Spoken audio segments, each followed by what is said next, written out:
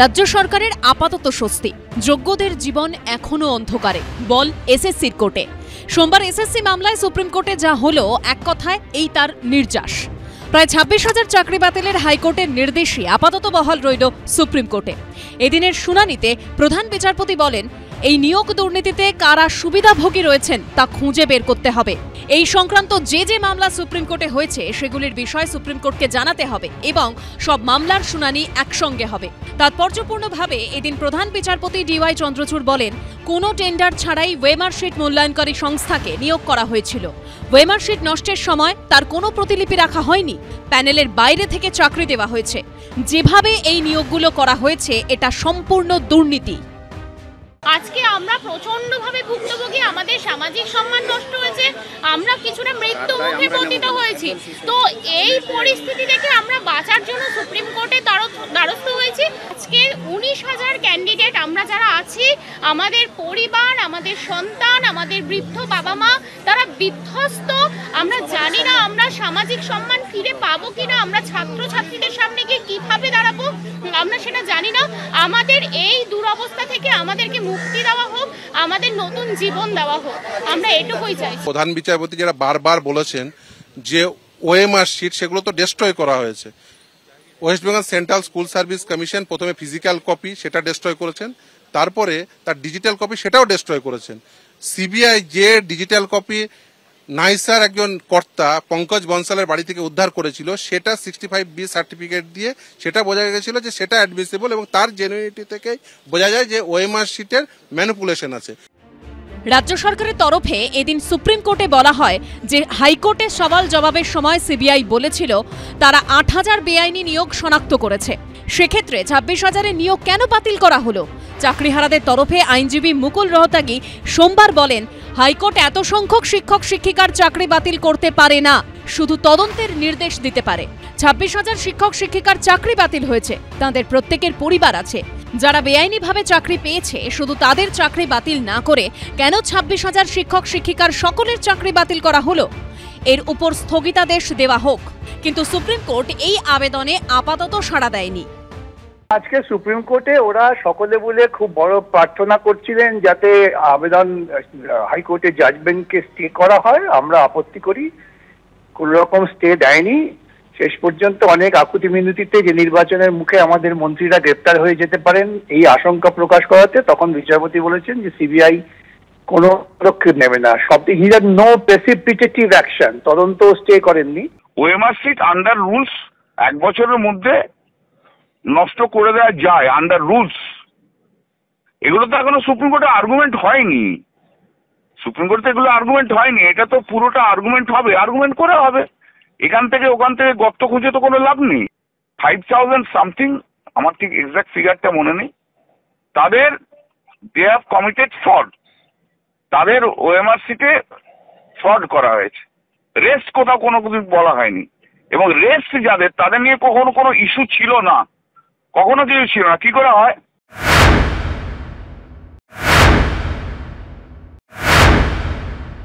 প্রধান বিচারপতি তো কতগুলো অত্যন্ত রেলিভেন্ট এবং পার্টিনেন্ট কোয়েশ্চেন রেজ করেছেন, তার উত্তর দিক না ওরা।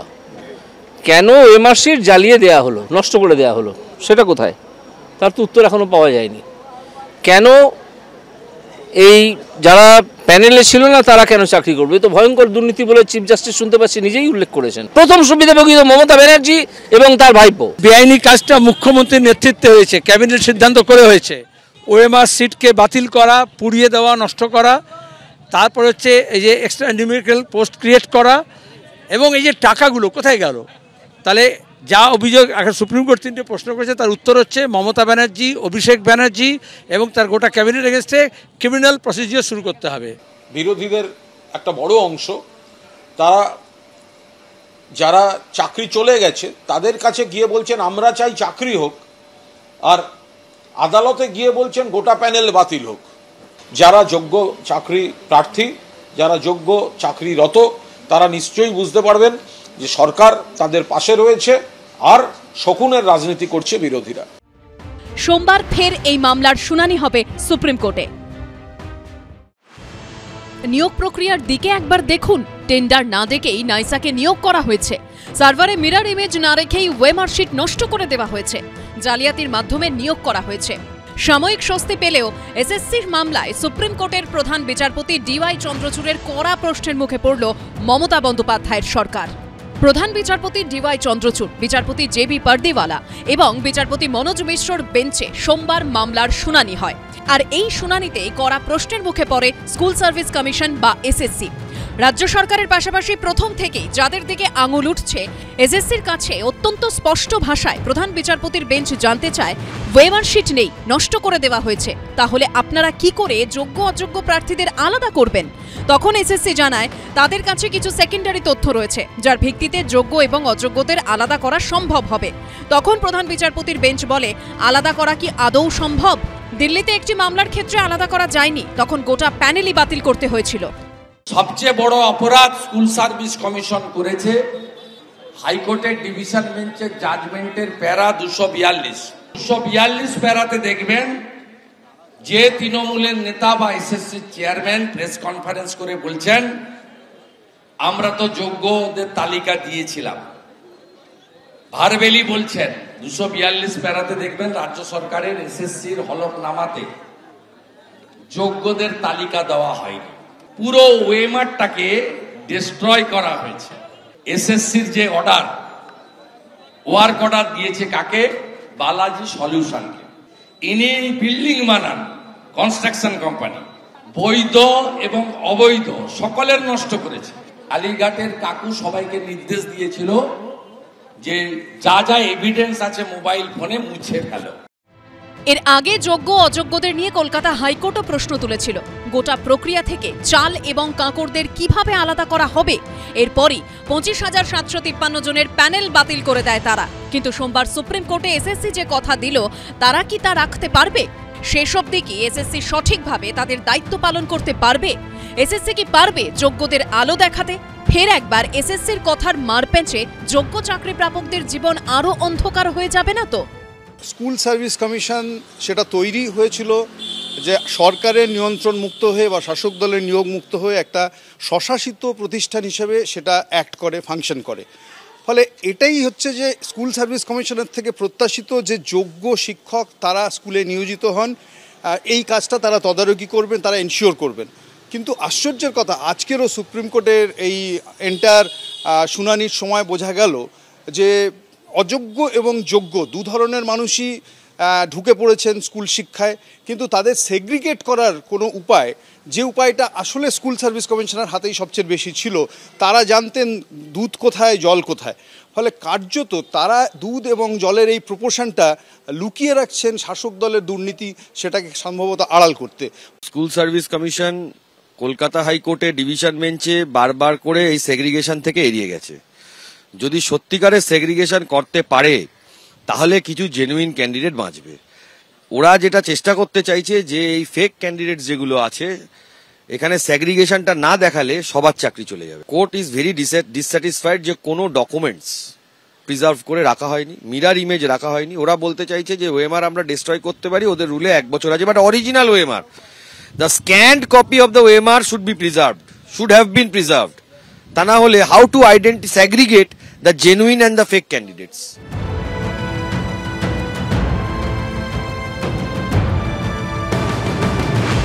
স্কুল সার্ভিস কমিশন অতি সত্বর 2 তারিখের মধ্যে কোর্টে যেন কারা যোগ্য অযোগ্য তার লিস্টটা দেয়, যোগ্য অযোগ্য নির্ধারণ করার মাপকাঠিটা তারা স্থির করে না দেয়, তাহলে আমরা রাস্তায় নামতে বাধ্য।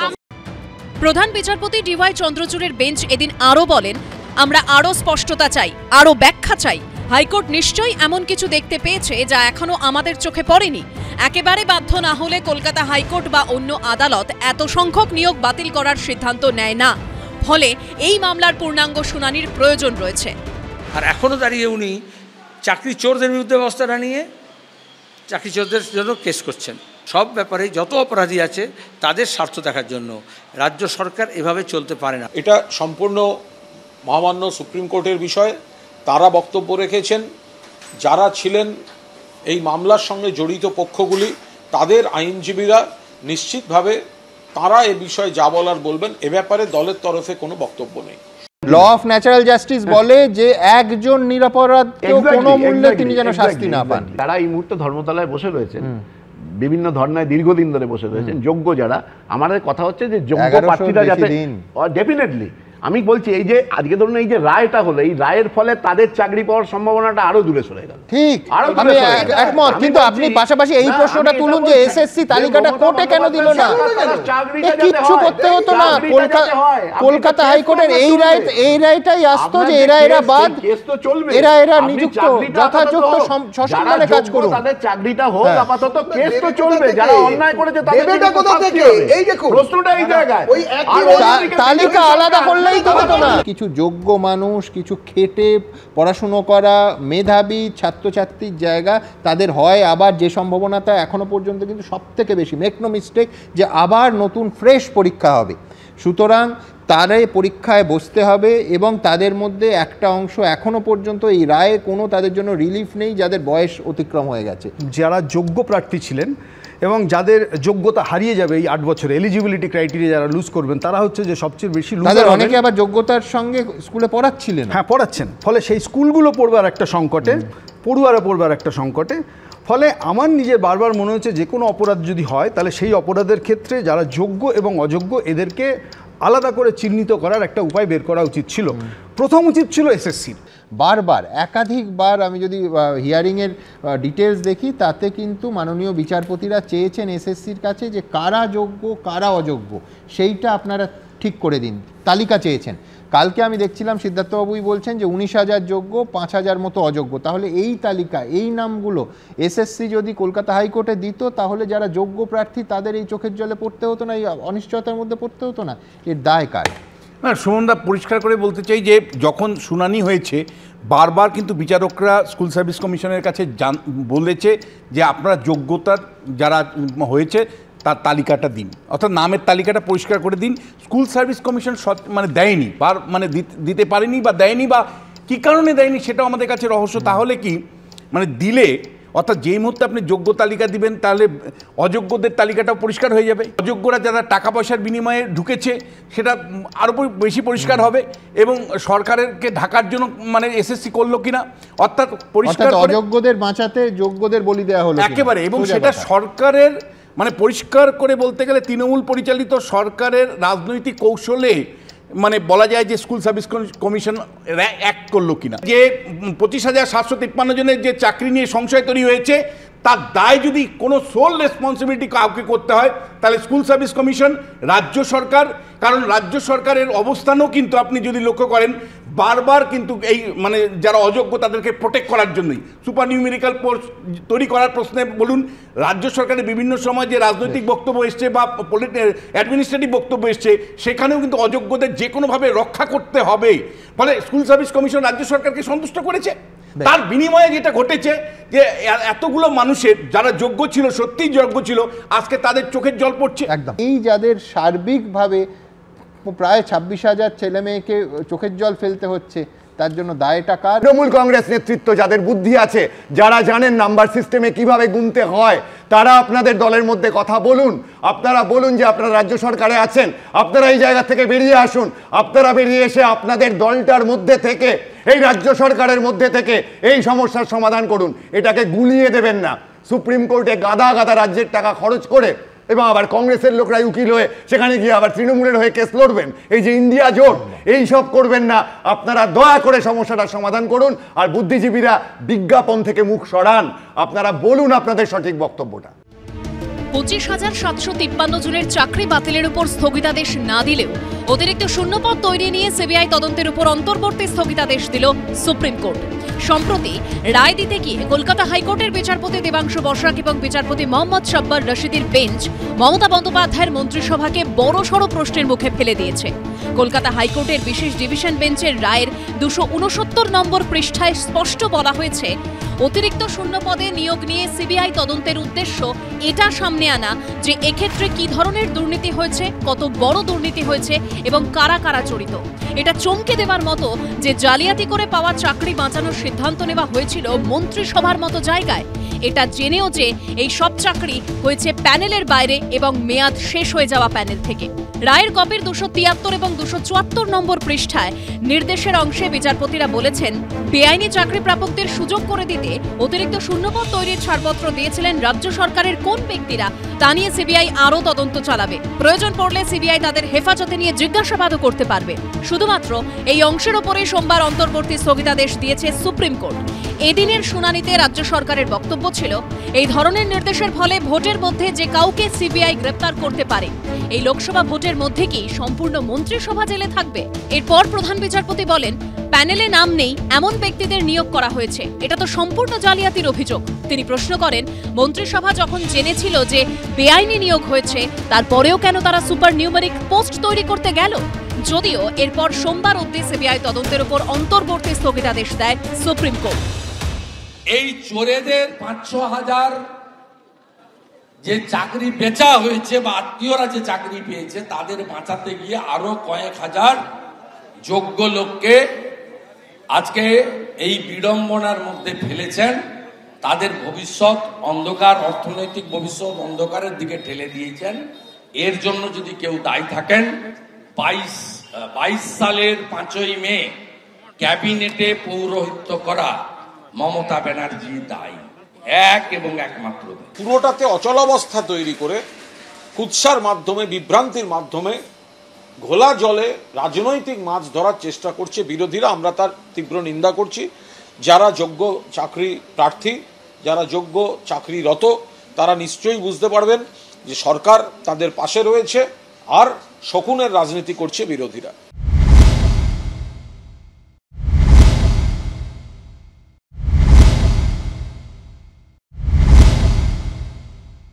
রাজ্য সরকারের আইনজীবী যোগ্য চাকরি প্রার্থীদের সপক্ষে একটা বাক্য ব্যয় করলেন, এর জবাব মুখ্যমন্ত্রীকে দিতে হবে। সুপ্রিম কোর্টে রাজ্য সরকারের আইনজীবী শুধুমাত্র তাদের নিজেদের পিঠ বাঁচাতে ব্যস্ত, যোগ্য চাকরি প্রার্থীদের একটাও কথা বললেন না। মমতা বন্দ্যোপাধ্যায়ের এই ডবল স্ট্যান্ডার্ড পলিটিক্স মানুষের কাছে এক্সপোজ হওয়া দরকার। রাজ্য সরকারের যারা তো চাকরি নিয়ে তার বক্তব্য, তাদের মাথা ব্যথা হচ্ছে আমার ক্যাবিনেটের মন্ত্রীদের বাঁচাও, ওই একটা কথাই বলেছে, আমার ক্যাবিনেটের মন্ত্রীদের বাঁচাও, আর তো কিছু বলেনি। সুমনদা, এখনো দফতরের নিয়োগ দুর্নীতি অবধি বিতর্ক বাদ দিন, তদন্তের ওপরে উঠতে পারছে না। সিআইডি তদন্ত কিন্তু প্রত্যেকটা, এর আগে দমকলে হলো, এর আগে বন দফতর, প্রত্যেকটা দফতরের তদন্ত। ধরুন সিআইডি তদন্তের নির্দেশ, আশা করব সিআইডি সঠিকভাবে তদন্ত করবে এবং এর সঙ্গে যারা যারা যুক্ত তাদের কঠিন শাস্তি হবে। কিন্তু আমি বলছি, আমরাও ভরসা করছি, কিন্তু আমি বলছি বারবার তদন্ত করতে হচ্ছে কেন? বারবার ধরে যে কথাটা বলছি যে একটা পারসেপশন তৈরি হয়েছে সুমনদা, এটা অস্বীকার করলে হবে না পশ্চিমবঙ্গে। ধরুন এই এক মিনিট একটু বলতে দিন, একটা পারসেপশন তৈরি হয়েছে। আমি বলছি প্রশ্ন ফাঁসের ঘটনা শুধু পশ্চিমবঙ্গে নয়, অন্য রাজ্যের আমি উদাহরণ দিচ্ছি বলে নয়, অন্য যারা রাজ্যে মানে ওই প্রশ্ন ফাঁস হলে তদন্ত হয়, কিন্তু সরকারের দিকে আইন ওঠে না। কেন বলেন তো? আঙুল ওঠে এই কারণে যে ওখানে এই পারসেপশনটা তৈরি হয়নি। সরকার আমরা চোর বলে মিছিল করে দেওয়া হয়েছে, আমরা সবাই চোর বলে সরকার মিছিল করে না অন্য রাজ্যে। অন্য রাজ্যের মুখ্যমন্ত্রী ওই চ্যানেলে বসে সরাসরি চোর বাঁচানোর জন্য, সরাসরি সেক্ষেত্রে চোরদের সরকার অন্য রাজ্যে এটা হয় না। কিন্তু আমি বলছি একদিকে প্রত্যেকের কাছে যাবো, মজার, কিন্তু আমি বলছি যে একদিকে প্লিজ এদিকে একটু আসি।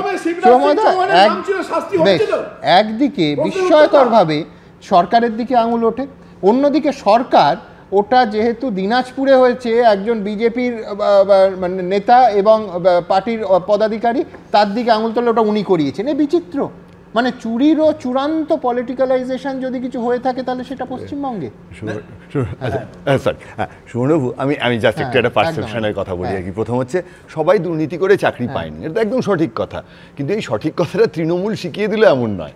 কেন বলছি, আপনি দেখুন অর্থ দপ্তরের দায়িত্বপ্রাপ্ত চন্দ্রিমাদি, সেচ দপ্তরে পার্থবাবু, কৃষি দপ্তরে শোভনদীপ বাবু, পরিবহন দপ্তরে স্নেহাশিস বাবু, সায়েন্স টেকনোলজি বিজ্ঞান প্রযুক্তি উজ্জ্বল বাবু, বাবুল সুপ্রিয় আইটিতে, আচ্ছা শশী পাঁজা মানে শশীদি শিল্প বাণিজ্য। আচ্ছা, কোনো দুর্নীতি নিয়ে আলোচনা হয়েছে গত 1 মাস 2 মাস 5 মাস 6 মাস 1 বছরের মধ্যে? অর্থাৎ তৃণমূল কংগ্রেসের কিন্তু যেখানে যেখানে কাজ হচ্ছে কেউ দুর্নীতির কথা বলছে না।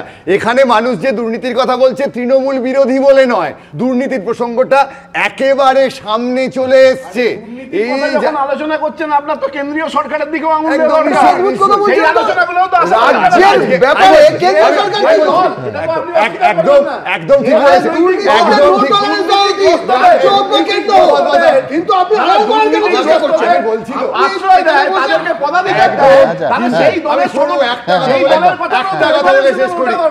বাংলা প্রশ্নের পরীক্ষা দিতে এসেছি, এবার অঙ্ক কোশ্চেন দিচ্ছেন কেন? এটা তো বাংলা প্রশ্নের পরীক্ষা হচ্ছে। বুঝে নেবো যখন বিজেপির প্রশ্ন আসবে। বিজেপির প্রশ্ন আসছে না তো।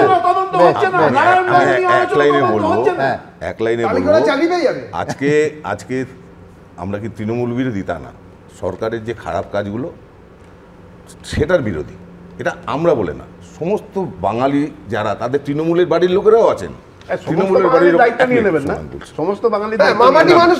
এরকম 2013 থেকে চলছে ভাই, তৃণমূল সরকার একাধিকবার নির্বাচিত, 2024 ভালো রেজাল্ট হবে, চিন্তা করবেন। আপনি প্রফেসরই করেন, অধ্যাপক, আমি কিন্তু ছবি আঁকি, অশিক্ষিত একটা লোক আপনার সামনে বসে নেই, হ্যাঁ, 1 নম্বর। সুতরাং আমি কি বলবো সেটা আমাকে বলুন না, সমস্ত বাঙালির দায়িত্ব নিয়ে নিচ্ছেন বলে। অধ্যাপক নিশ্চয়ই নিচ্ছি, হ্যাঁ সেটাই বলি, যেটা আপনারা নিচ্ছেন না। এই মাত্র একটু আগে বলছিলেন যে আমাদের মুখ্যমন্ত্রী চাইছেন, এই যে দেখছেন 1500 দিন বসে আছে রাস্তায়, তাদের সবার চাকরি হোক, এখন চাকরিটা পিছিয়ে গেল। 1500 দিনে একদিনও গেছেন মুখ্যমন্ত্রী?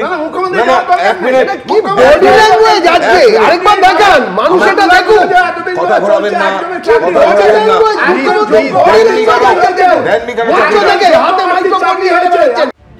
অতিরিক্ত শূন্যপদ তৈরি নিয়ে হাইকোর্টের সিবিআই তদন্তের নির্দেশে সুপ্রিম কোর্ট আপাতত স্থগিতাদেশ দিলেও যোগ্য চাকরিহারাদের ভবিষ্যৎ কি হবে তার জন্য অপেক্ষা করতে হবে সুপ্রিম কোর্টের রায়ের জন্য।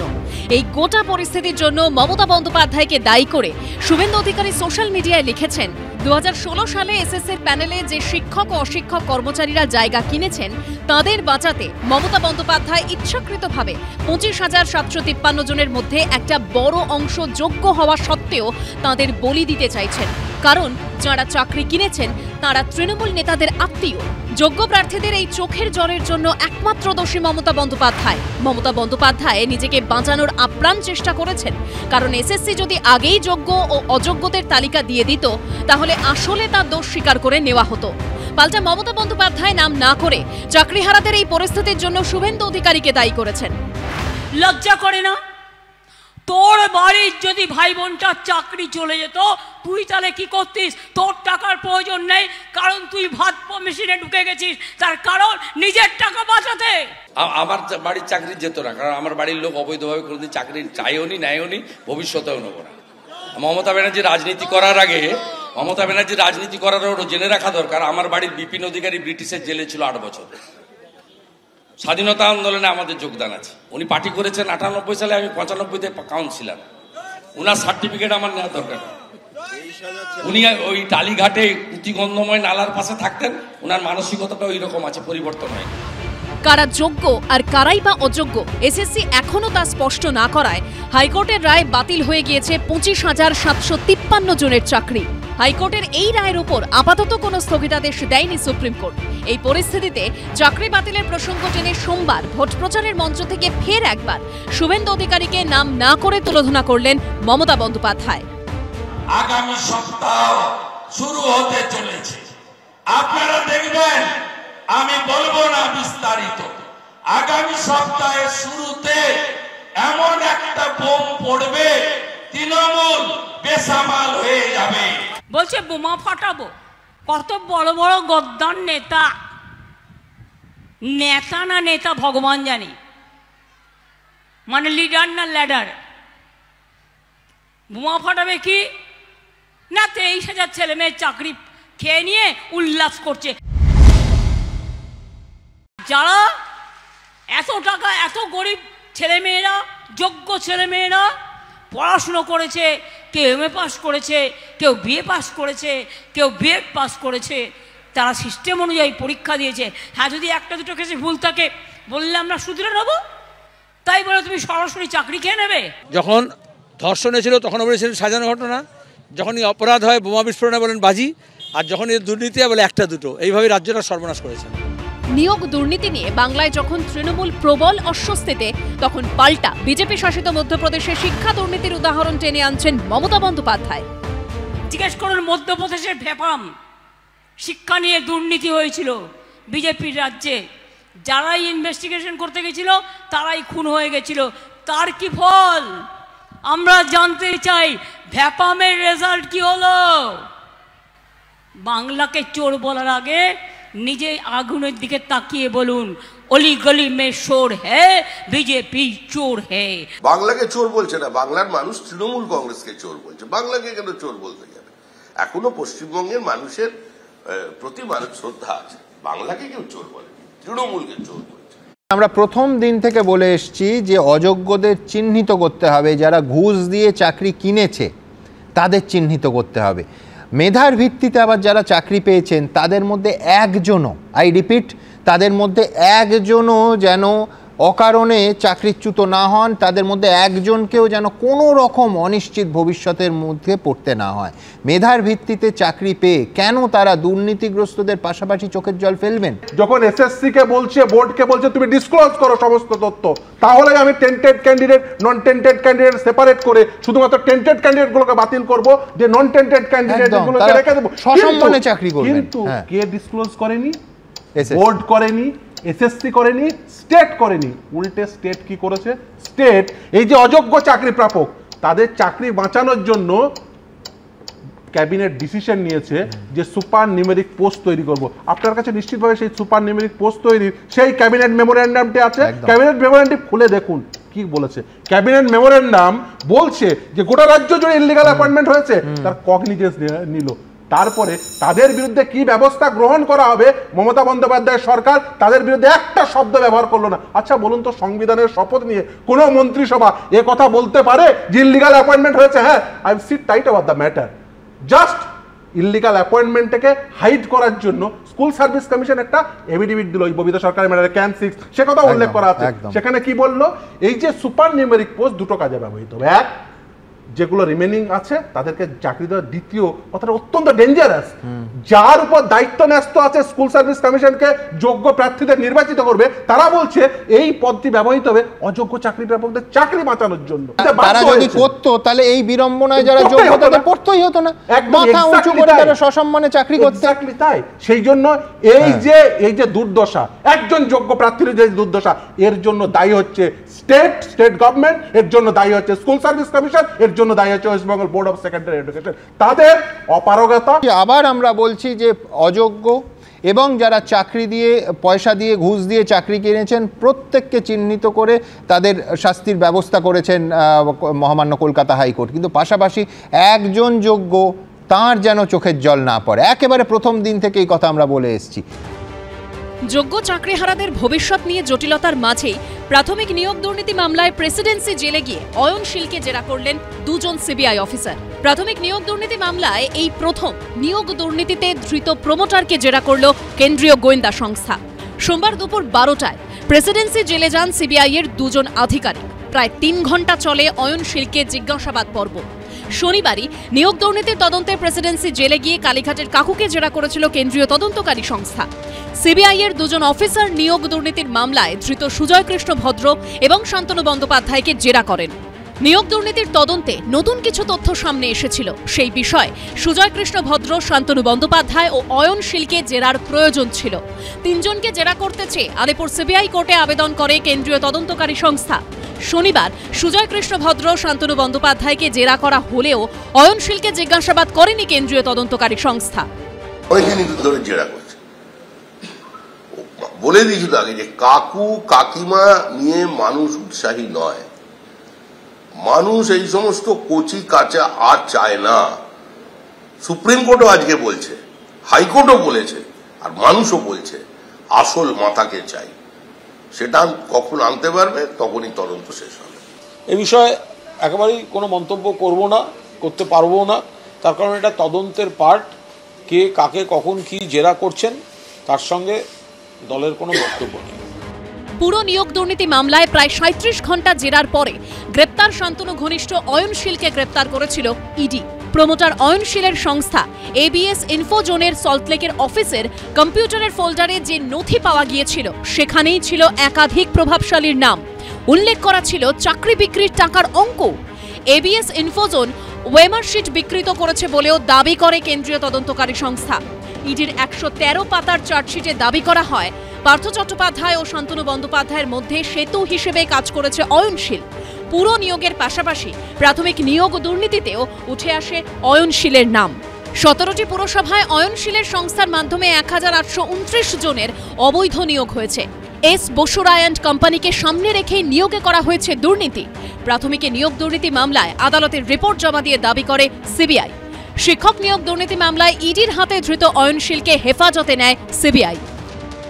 প্রায় 1100 দিন তারা বসে আছেন। একবার তাদের শৌচালয় যেটা অস্থায়ী সেটা তুলে দেওয়া হয়েছে, কখনো রাতের অন্ধকারে তুলে দেওয়া, একটার পর একটা খালি আইনি লড়াই ছিল। রায়ের পিছনে 1000 দিনের ওপর তাদের বসে থাকা, হাঙ্গার স্ট্রাইক। আমি বললাম একটা মেয়ের মিসক্যারেজ হয়ে যাওয়া, তার বাচ্চা নষ্ট হয়ে যাওয়া কতটা কষ্টটা মা জানে।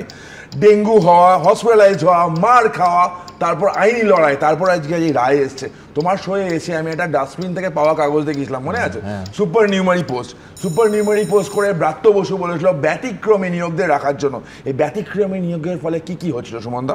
300 কোটি টাকা এক্সট্রা খরচ হতো। অ্যাপ্রুভাল কে দিল? ফিনান্স ডিপার্টমেন্টের শীর্ষে কে? মমতা বন্দ্যোপাধ্যায়। কোথায় পড়লো? কে পাঠালো? শিক্ষা দপ্তরের মন্ত্রীকে Bratya Basu. Cabinet decision approve হলো, ক্যাবিনেটের শীর্ষে কে? মমতা বন্দ্যোপাধ্যায়। চোরেদের দ্বারা, চোরেদের জন্য, চোরেদের পরিচালিত সরকার। আর দেখো এরা বারবার করেছে। আর কি তুমি রায়টা দেখেছো সুমনদা? পুরো রায়ে ছত্রে বলা, পুরো রায় পুরো পেজটা পড়ে নাও, তোমার দর্শকদেরও বলবো পুরোটা পড়ার জন্য। একটা লাইন বলেনি এসএসসি মানে কমিশন, সরকার একটা লাইন ব্যয় করেনি যারা এই প্যানেলে তো যোগ্য চাকরি তাদের জন্য একটা লাইন বলেনি। যারা বারবার বিচারপতিরা জিজ্ঞেস করেছে যে আপনারা তালিকা দিন, কারণ কি সুমনদা? আজকে বলছেন 19,000 তালিকা দিলেন না কেন? কারণ আছে। এই রাজ্য সরকার, মমতা বন্দ্যোপাধ্যায়ের সরকার হাইকোর্টকে ভয় পায় না, তারা মনে হয় কনজিউমার ফোরামকে ভয় পায়। কেন বলছি? টাকা দিয়ে তো চাকরি বিক্রি হয়েছিল, ব্যতিক্রমী নিয়োগ যাদেরকে বোঝা টাকা দিয়ে চাকরি বিক্রি হয়েছিল। এরা মনে হয় ভয়ে ছিল চাকরিটা যদি চলে যায়, কনজিউমার ফোরামে গিয়ে যদি মামলা করে তাহলে টাকাটা ফেরত দিতে হবে। এদের ন্যূনতম লজ্জা নেই সুমনদা। এরা বলছে 12 লাখ, এই এত 19 লাখ এতগুলো পরিবার যাদের চাকরি পেল না, যাদের চাকরি বিক্রি হলো, যাদের সম্মান বিক্রি হলো, তারা কতগুলো পরিবার সুমনদা? সরকার এরকম পক্ষ নিতে পারে? সরকার এরকম সাইড নিতে পারে যে দুর্নীতিগ্রস্ত না? আমি আবার বলছি, পুরো প্রসেসটা জ্বালিয়ে দিয়ে ভর্তি, এবং পুরো প্রসেসের জাজমেন্টে দেখো ছত্রে লেখা আছে, ছত্রে।